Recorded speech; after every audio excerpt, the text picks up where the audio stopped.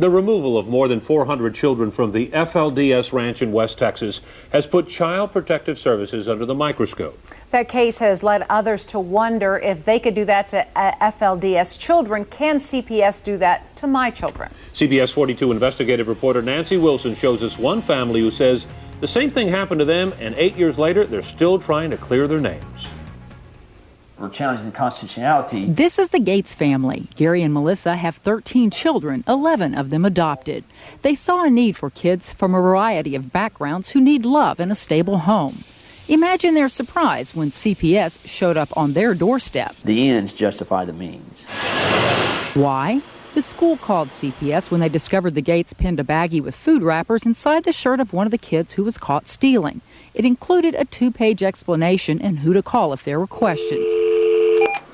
The school did make a phone call to Child Protective Services. How can you take 13 kids? Gates was shocked to find CPS workers in his home uninvited. That opened my eyes to a whole new way of government.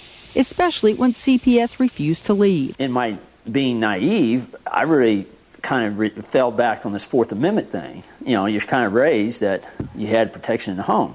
Gates said it didn't matter. At the end of that day, 6 deputies and 5 CPS officials came into our house and removed all 13 children in emergency taking. One by one, all 13 of the Gates children were removed from their homes, loaded into a paddy wagon, and taken to foster homes. That's wrong. It was done without a court order under what's called an emergency removal.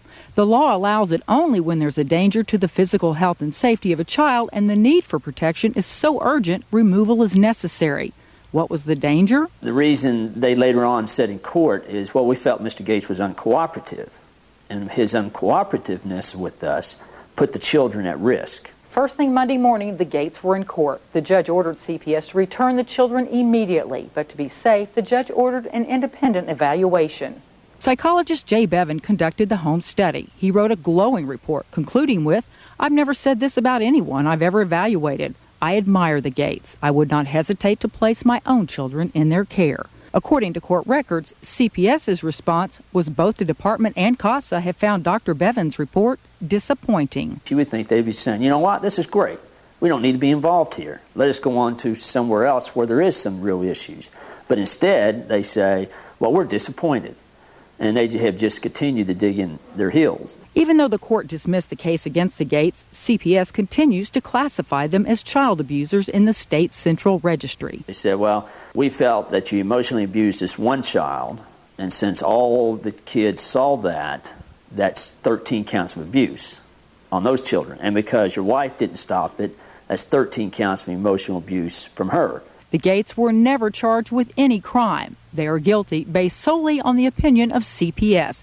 They say such a system is unconstitutional. You know, anybody who has an interest in protecting the child. CPS spokesman Chris Van Duzen says the findings are based on the department's investigation, and no court has ever ruled it unconstitutional. I haven't heard a lot of complaints. I know certainly we go through administrative reviews and people have those determinations, have those findings reviewed.